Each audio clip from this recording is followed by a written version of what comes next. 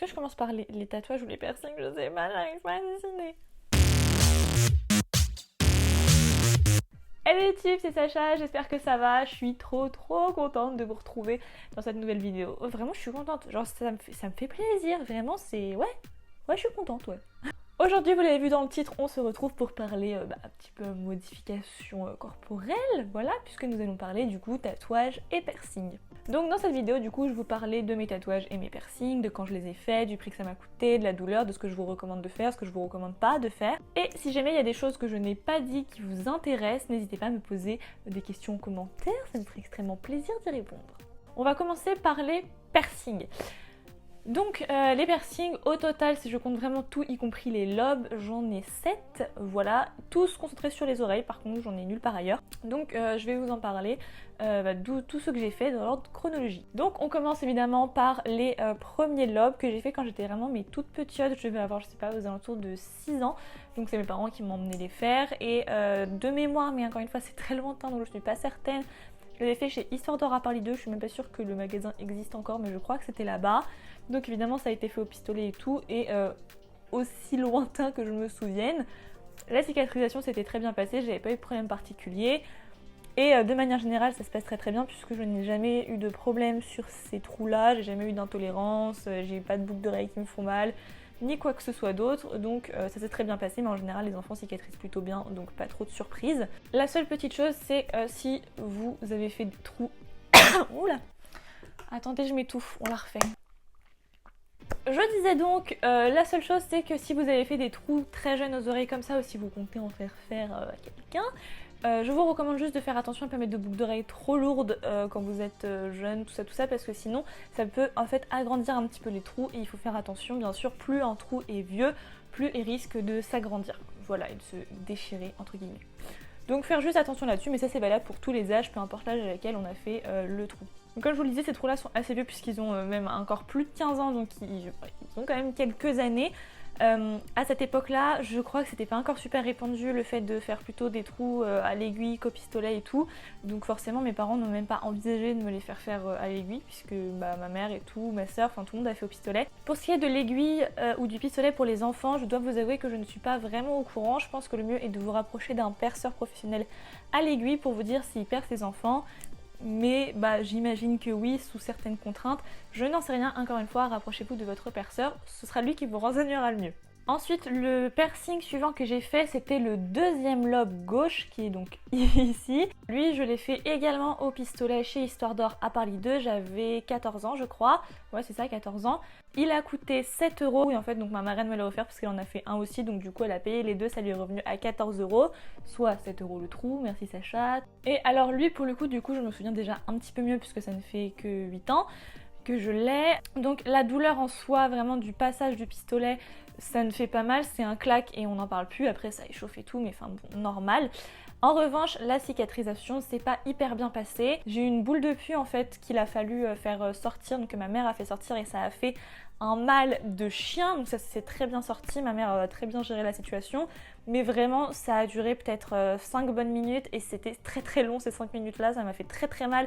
Encore une fois c'est vieux et je m'en souviens comme c'était hier parce que vraiment j'avais mal. Pourtant j'avais suivi toutes les recommandations, j'avais fait tous les soins, la cicatrisation vraiment de la peau de manière générale, à part cette infection c'était bien passé, etc. Et malheureusement ce qui s'est passé, et ça c'est quelque chose qui arrive assez régulièrement quand on se fait percé au pistolet, c'est que ma peau est devenue très sensible, et ce trou là était très sensible puisqu'en fait quand on vous perce au pistolet, on vous perce directement avec le bijou, ce qui fait que ça déchire les chairs, donc c'est plus propice aux infections et à la sensibilisation de l'oreille. Et moi c'est ce qui s'est passé, donc j'ai eu l'infection et la sensibilisation de l'oreille. Donc quand mon trou était bien cicatrisé, donc j'ai gardé le bijou vraiment longtemps parce que c'était un strass, c'était joli, j'avais pas vraiment de raison de changer puisque c'était ça que je voulais, avoir un strass.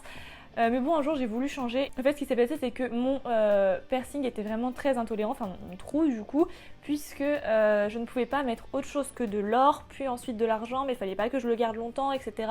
Bref, c'était vraiment compliqué. Si je gardais quelque chose d'un peu trop lourd, trop longtemps, ça me faisait mal, et ça a duré vraiment pendant des années.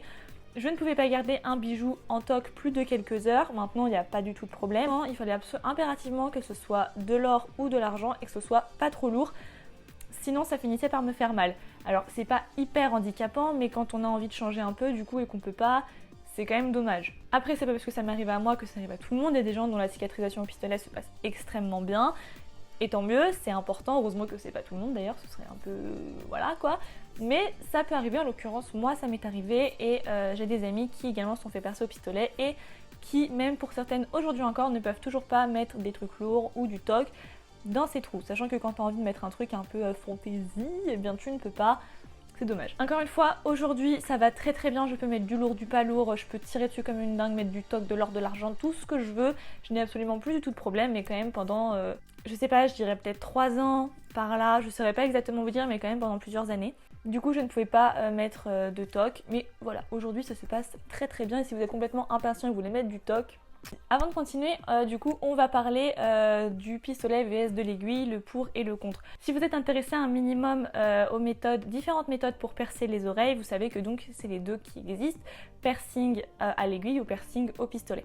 Le piercing au pistolet, du coup, je vous ai expliqué le problème du fait que ça déchirait les chairs, mais il y a surtout un autre problème, c'est vraiment un problème d'hygiène. Quand vous allez vous faire percer au pistolet, généralement, vous n'êtes pas dans une pièce dédiée à ça, vous êtes un peu au milieu de tout le monde, vous êtes donc la pièce qui est un petit peu propice aux bactéries. Moi, quand je l'ai fait, j'étais dans une pièce reculée, mais il y a plein de bijouteries où on voit les gens se faire percer pendant qu'on est en train d'acheter nos bijoux et moi perso ça me rassurerait pas parce que je suis un peu hypocondriaque sur les bords, on va pas se mentir, donc ça ne me rassurerait pas. Mais en dehors de ça, en fait, moi j'avais fait du coup pas mal de recherches parce que quand j'ai fait mes autres lobes, je vais vous en parler après, j'avais beaucoup hésité parce qu'il y avait quand même une sacrée différence de prix, donc j'étais là ouais mais quand même j'hésite, sauf que ma mauvaise expérience, enfin mauvaise, mon expérience pas ouf on va dire avec le pistolet du deuxième trou me faisait quand même être assez réticente, etc.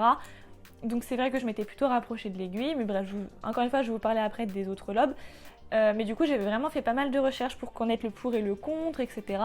Et finalement il s'est avéré que j'ai fini par lire sur beaucoup de sites que en fait il y a une partie du pistolet que l'on utilise pour faire les trous qui en fait ne peut pas être stérilisé. Donc ça c'est quand même assez embêtant puisque du coup c'est bon, le pistolet forcément c'est pas à usage unique hein, vu que pour tout le monde ils vont pas prendre un pistolet à chaque fois, même si du coup évidemment le bijou est à usage unique, la façon dont on vous perce c'est à usage unique, mais il y a donc ce que j'ai compris une partie du pistolet qui n'est pas stérilisée et ça a effectivement été confirmé par mon perceur, donc c'est pas top. Il y a donc une chance, une infime chance, je pense quand même, ça se saurait sinon, mais il y a quand même une infime chance que vous soyez contaminé par une maladie du sang. Encore une fois, c'est pas ouf, mais après voilà, chacun fait vraiment ce qu'il veut. Moi je vous donne les infos que j'ai récoltées quand j'ai fait donc mes autres lobes.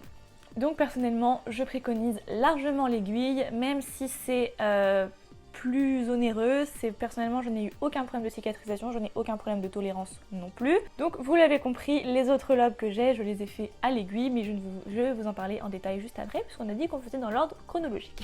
Donc ensuite, après avoir fait mon deuxième trou, bien plus tard puisque c'était il y a 1 an et demi, ça fera 2 ans au mois de mai, j'ai fait donc mon hélix. Donc je l'ai fait à Paris, à Stalingrad, puisque c'était des amis de ma classe qui s'étaient déjà fait percer là-bas. Alors donc pour ce qui est de l'hélix, le passage de l'aiguille en lui-même n'est pas très douloureux, enfin moi en tout cas ça va, ça, forcément on sent quand même, c'est pas agréable, mais c'est pas insurmontable. J'ai commencé à avoir mal, j'avais un petit peu mal, comme si j'avais un bleu plus, ça me chauffait à peu près une demi-heure je dirais après qu'on m'ait fait le piercing. En revanche, la cicatrisation en elle-même, l'oreille est vraiment hyper sensible. En tout cas, moi j'ai fait ce piercing et ma tante aussi. Et toutes les deux on disait donc que nos oreilles étaient très sensibles puisque c'est sur l'extérieur, vous voyez, hein, c'est là. Et du coup, c'est quand même un peu compliqué parce que les premières semaines, enfin les premiers jours, premières semaines, ça dépend des gens. En général, les premiers jours, on ne peut pas dormir sur le côté de l'oreille percée. On a toujours un peu peur et tout, que les cheveux ils se prennent dedans ou quoi. Mais bon, après franchement ça passe très vite une fois qu'on peut dormir sur l'oreille, après on ne sent plus trop de soucis. Cicatrisation donc pour le cartilage dure entre 6 mois et 1 an. Moi pour ma part ça m'a duré 9 mois. J'ai fait changer mon bijou au bout de 9 mois et je n'ai rien senti. C'était vraiment parfaitement cicatrisé quand je l'ai fait changer, pardon. Quand je vous dis j'ai rien senti quand il me l'a changé, j'ai vraiment rien senti, genre vraiment rien du tout. C'était 100% cicatrisé et donc au départ je n'avais pas cet anneau quand je me suis fait percer. Il m'a posé une micro banane, donc je ne sais pas si vous allez le voir, c'est ce petit bijou donc en arc de cercle. Et ça pour le coup par contre ce n'est pas le bijou idéal pour une cicatrisation d'hélix. Pourquoi? Eh bien parce que le bijou qui est recommandé pour une cicatrisation d'hélix optimale c'est une barre droite car ça ne va pas faire un poids en fait sur le trou. Là la micro banane ça va faire un petit poids en fait comme un anneau sur les leaks, donc on peut se faire cicatriser aussi avec un anneau mais c'est pas ce qui est le plus recommandé parce que là aussi ça va faire un poids et du coup ça risque de vous créer une petite boule de chair, c'est pas grave du tout, ça part, il y a plein de techniques pour les faire partir et moi c'est même parti tout seul, mais on peut avoir une petite boule de chair et moi c'est ce qui s'est passé, j'en ai eu une derrière, bon, ça va c'était derrière, c'est pas très grave, pas très disgracieux ou quoi. Mais donc c'est parti tout seul, donc c'est pas très grave, mais du coup ça peut rendre la cicatrisation un petit peu plus longue je crois. Donc préférez plutôt une barre droite. Et du coup une fois que c'était cicatrisé, j'ai mis donc mon petit anneau. Je vous ferai des close-up. Attendez, je vais me bouger du coup pour les close-up, je vais complètement m'oublier. Ensuite, une fois que j'ai fait les leaks, là j'ai fait donc mes deux autres lobes en même temps, donc le deuxième lobe droit et le troisième lobe gauche. Donc je les ai fait à l'aiguille chez un perceur et eux pour le coup je n'ai eu aucun problème de tolérance une fois que c'était fini de cicatriser. Donc le troisième trou à gauche, j'ai encore le bijou prothèse, donc ma petite barre droite avec la petite boule strass en acier chirurgical ou en titane, je sais pas, je crois que c'est l'acier chirurgical. Bref, parce que en fait il est plus long à cicatriser étant donné qu'il touche le cartilage. Voilà, donc du coup je pense qu'il sera un peu moins long à cicatriser qu'un vrai cartilage, mais il est quand même beaucoup plus long qu'un simple lobe. Mais bon, ça ne me dérange pas, j'aime bien. Donc voilà, et pour l'autre, donc je les ai fait le même jour. Et pour l'autre, j'ai changé récemment mon bijou, donc j'ai mis un anneau en argent. J'ai aucun problème de tolérance, donc il est quand même plus lourd qu'un simple petit strass. Et je n'ai pas eu du tout de problème de tolérance, donc ça se passe très très bien. Ah, j'ai oublié de préciser, mais du coup pour l'Helix à Paris, elle était particulièrement pas chère du tout, puisque j'ai payé 20 €. Et pour les lobes, j'ai payé 30 €. Au niveau de la douleur pour les lobes à l'aiguille, du coup pour celui de gauche, comme ça touchait un peu le cartilage, j'ai quand même bien senti. Mais ça va, pareil. Et par contre, le après, j'ai rien senti du tout. Je peux me coucher sur mes oreilles sans problème. Voilà, aucun problème de ce côté-là. Et pour terminer, le dernier piercing que j'ai fait, c'est le plus récent. Il est tout jeune puisqu'il a 15 jours. C'est mon Rook. Là encore, vous ne voyez pas quand je suis de face, mais de toute façon, il y a des close-up. J'adore ce piercing, il est trop joli. Donc c'est au niveau du cartilage à l'intérieur de l'oreille. Et j'en ai eu pour 60 €. Et du coup, lui, pour le coup, le passage de l'aiguille, je l'ai bien senti, mais bon, le cartilage est quand même beaucoup plus épais que dans les leaks, donc ouais, j'ai bien senti le passage de l'aiguille. Par contre, pour le reste, nickel. Vraiment, en termes de... Enfin, ce n'est vraiment pas un piercing douloureux de manière générale. C'est le passage de l'aiguille qu'on sent bien, et après, rien du tout. Voilà, j'avais pas mal après dans l'immédiat, je pouvais dormir sur mon oreille. Là, je peux toucher, ça ne me fait pas mal. C'est vraiment pas un piercing douloureux du tout. Et c'est également une micro-banane que j'ai pour la cicatrisation, mais je crois que c'est une micro-banane spéciale, mais je suis pas très sûre du coup comme je ne vois pas très bien. Mais voilà. Au niveau des soins pour les piercings, donc c'est à peu près toujours la même chose. J'utilise moi personnellement tout simplement de la biceptine en spray. Pour moi c'est ce qu'il y a de plus simple, la biceptine c'est ce que mes perceurs m'ont recommandé. Et pourquoi en spray? Parce que c'est très simple, au moins si c'est douloureux, si c'est sensible ou quoi, ou que vous voyez pas trop, pchit, on n'en parle plus. Si vous voulez des soins détaillés, je vous mettrai le lien de mon perceur actuel dans la barre d'infos, puisque vous avez dessus toutes les explications pour les soins des tatouages, des piercings pardon. Mais du coup, si je me souviens bien, c'est 2 fois par jour pendant 15 jours de la biceptine et ensuite du sérum physiologique. Voilà. Donc c'est très simple et il faut retirer aussi les croûtes avec un coton-tige et tout, mais encore une fois vous aurez tout de bien détaillé dans le lien de la barre d'infos. Et personnellement, si je peux vous donner des petites astuces, donc voilà, le spray pour la biceptine et un coton-tige de maquillage, ceux qui en fait sont tout en pointe parce que ça peut être plus facile pour avoir des petits accès si jamais vous avez peur que le coton-tige classique pousse un peu votre bijou ou quoi. Vous pouvez utiliser éventuellement voilà, un coton-tige de maquillage, c'est tout bête, mais on n'y pense pas assez. Et également, dernière astuce, si jamais vous avez vraiment du mal à ne pas dormir sur le côté de votre Helix, vous pouvez prendre un oreiller de voyage, en fait vous savez des oreillers en U, et en fait mettre la tête dessus et l'oreille dans le trou et ça se passe très bien. Voilà, j'ai testé pour vous, testé et approuvé. Et le perceur donc où j'ai fait le Rook, j'ai fait changer mon Helix et où j'ai fait mes 2 lobes, c'est H Body Art à Saint-Germain-en-Laye. On passe maintenant au tatouage, donc j'en ai 5, tous des petites pièces, enfin je sais que c'est relatif mais bon à mon sens c'est des petites pièces et j'ai fait ça dans 2 shops différents. Donc j'ai fait mes premiers piercings à l'âge de 18 ans et je ne les regrette pas, je ne regrette pas non plus d'avoir attendu mes 18 ans. Pour les premiers que je vais vous montrer, je les ai fait chez Harmony Tattoo à Rueil-Malmaison, ça s'est très bien passé. Et j'ai fait les 3 premiers d'un coup. Voilà, donc en fait je n'ai fait que 2 séances de tatouage puisque j'ai fait 3 d'un coup puis 2 d'un coup. et je ne regrette pas, voilà, parce que moi je préfère faire toutes les choses d'un coup plutôt que de faire en plusieurs fois. C'est un choix personnel, moi j'avais vraiment envie de faire tout d'un coup. Donc le premier, c'est sûrement un que vous croisez assez souvent puisque c'est celui que j'ai sur le côté de mon poignet droit. C'est ma petite note de musique. Donc au niveau de la douleur, c'est tout tranquille, vraiment, voilà. Ça se passe très vite en plus, donc c'est largement supportable. Pourquoi une note de musique? Et bien tout simplement parce que, comme énormément de personnes, j'aime de tout mon cœur la musique, c'est un élément extrêmement important dans ma vie. Et mon père étant musicien, j'ai grandi dans la musique, donc voilà, j'ai envie de faire une note de musique et c'est ce que j'ai fait. Le deuxième tatouage est celui que j'ai sur l'extérieur de ma cheville droite, je vais mettre une photo juste ici. Donc c'est un petit cœur avec une petite boucle en bas et en fait un côté du cœur et la boucle forment un L, le L pour ma maman, voilà, qui est la première lettre donc de son prénom. Bon bah là c'est tout bête, hein, je pense que ça se passe d'explication. Au niveau de la douleur, pareil que pour celui-ci, c'est absolument pas douloureux, voilà. Et encore une fois c'était hyper rapide donc franchement très tranquille. Au niveau du troisième tatouage, là c'est peut-être la zone de douleur qui va en intéresser plus d'un, c'est sur la côte, donc j'ai une flèche qui est également donc la flèche de mon logo Sacha BZC, à exception près que sur ma côte j'ai un M dessus, donc c'est le M de Margot, ma sœur, donc et c'est une flèche qui pointe vers mon cœur, donc là aussi pareil, je pense que ça se passe d'explication. Et je l'aime trop ce tatouage. Et au niveau de la douleur par contre j'avais très peur parce que beaucoup de gens s'accordent à dire que sur les articulations et sur la côte ce sont les endroits qui font le plus mal, donc c'était un peu stressant. Du coup au niveau de la douleur, le tatoueur m'avait prévenu, donc il a commencé par la queue de la flèche pour arriver jusqu'à la tête et il m'a dit plus je vais me rapprocher de ta poitrine et plus tu vas avoir mal. Donc du coup il a commencé à tatouer et c'était très supportable et effectivement plus il avançait et plus j'avais mal. Et il est arrivé donc au milieu de la flèche et il a fait le M, et le M par contre je vais pas vous mentir, ça a duré peut-être 1 minute, mais ça a été 1 minute super longue, elle m'a fait super mal et du coup j'avais un peu peur pour la suite. Et finalement une fois qu'il a passé le M et qu'il a continué à s'avancer vers la tête de la flèche, donc la deuxième moitié de la flèche, j'avais de moins en moins mal et quand il a fait la tête de la flèche, je n'ai rien senti. Je ne vous mens pas, la seule chose que j'ai sentie c'était la vibration de la machine dans ma cage thoracique. Vraiment, je ne sentais même plus l'aiguille, je ne sentais plus rien. Le tatoueur était hyper étonné, il comprenait pas. Il me disait mais c'est dingue et tout, en général c'est vraiment là que les gens ont mal et je ne sentais plus rien. Je ne sais pas si mon corps a sécrété beaucoup d'endorphines ou quoi, mais vraiment je n'ai plus rien senti. Comme quoi ça varie vraiment d'une personne à une autre la douleur, donc ne vous fiez pas forcément à tout ce que vous pouvez voir ou entendre. Donc ces 3 tatouages là, je les ai faits chez Harmony Tattoo à Rueil-Malmaison et je crois de mémoire que, parce que ça fait quand même un petit bout de temps, je crois que j'en avais eu pour 120 € pour les 3. Ensuite mes 2 autres tatouages, je les ai faits chez Black Ink Story à Levallois, mais j'aime trop ce shop, le shop de ma vie, je ne veux plus jamais changer, il est trop bien, je les aime trop, franchement, trop d'amour, trop d'amour.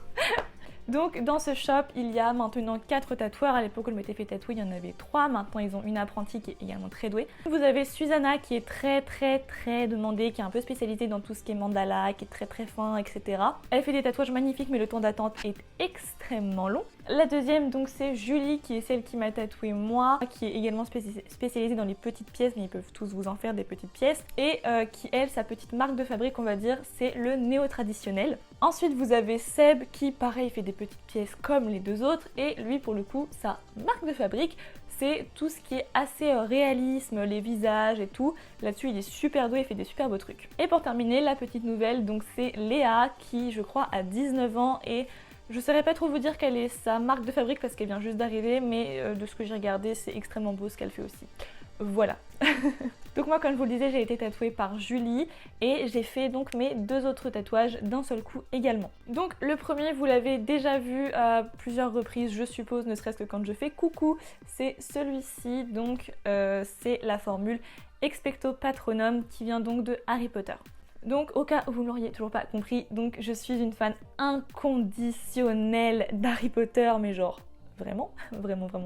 Et pour moi c'était sûr et certain que j'allais finir par faire un ou plusieurs tatouages Harry Potter et c'est donc effectivement ce que j'ai fait. Et je tenais absolument à marquer cette formule sur moi, pour moi ça coulait de source. Pour plusieurs raisons, pour la signification en particulier de cette formule, vraiment si vous connaissez Harry Potter, je pense que vous arriverez à voir de quoi je parle, mais vraiment cette formule, ce qu'elle fait, ce ce contre quoi elle vous protège. Voilà, pour moi c'était vraiment, ça coulait de source qu'il fallait que je la marque et que je sois dans un endroit où je la vois. Bref, si vous êtes voilà, très familier avec le monde d'Harry Potter, je pense que vous n'aurez pas de mal à comprendre la signification de ce tatouage. Et le dernier tatouage, c'est celui que j'ai à l'intérieur de ma cheville gauche. Je vais également vous mettre une photo.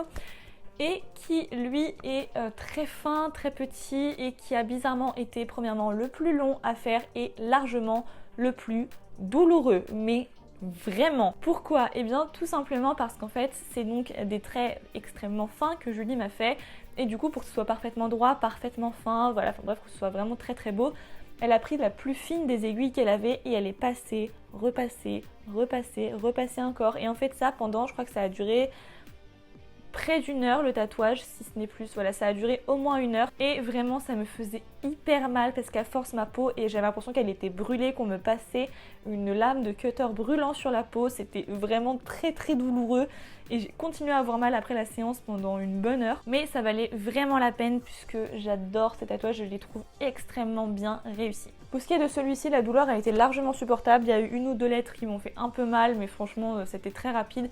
Je n'ai pas le souvenir que c'était particulièrement douloureux, pourtant j'avais peur parce que je me disais ici quand même et tout, si... je sais pas, ça avait l'air d'être une zone douloureuse et finalement non, pas tant que ça, donc ça va. Et au niveau de la police que j'ai utilisée, je ne pourrais pas vous le dire parce qu'en fait j'ai pris une police et je l'ai fait retravailler par Julie pour qu'elle arrive vraiment à ça en fait. Et pour ces 2 tatouages là, j'en ai eu pareil je crois pour 120 €. Et j'avais 21 ans quand je les ai faits. Oui c'est ça, j'avais 21 ans. Au niveau des soins pour les tatouages, quand vous sortez de chez le tatoueur, il vous met, je crois que c'est de la vaseline et souvent il vous enrobe la zone de cellophane. Et ensuite donc le tatoueur en lui-même doit vous prescrire donc des soins que vous devez suivre à la lettre. Pendant, je crois que c'est 15 jours, mais voilà, de toute façon votre tatoueur vous le dira, vous devez tout le temps garder votre tatouage gras, voilà. Et pour le garder gras, alors soit vous avez souvent des tatoueurs qui vendent leur propre crème, mais en général, ils vous recommandent la Bepanthen 5%. Moi, c'est ce que j'ai utilisé, ça fonctionne très très bien, vous pouvez trouver ça en pharmacie, donc c'est nickel. Et voilà, le but du jeu est donc de toujours garder votre tatouage bien gras et de ne surtout pas arracher les croûtes, ça c'est hyper important. J'avais écrit un article sur les soins pour les tatouages sur mon blog, je vous le mettrai également en barre d'infos. Et n'oubliez pas qu'à chaque fois que vous allez vous exposer au soleil, de mettre de la crème 50+ sur les tatouages pour éviter qu'ils perdent de leur intensité. Je le rappelle, les modifications corporelles, donc en l'occurrence les tatouages et piercings, c'est un choix à vie. Je le dis et je le répète, les tatouages ne sont pas un acte à prendre à la légère. Ne vous dites pas, au pire, si je m'en lasse, je pourrais me faire détatouer. Non, non.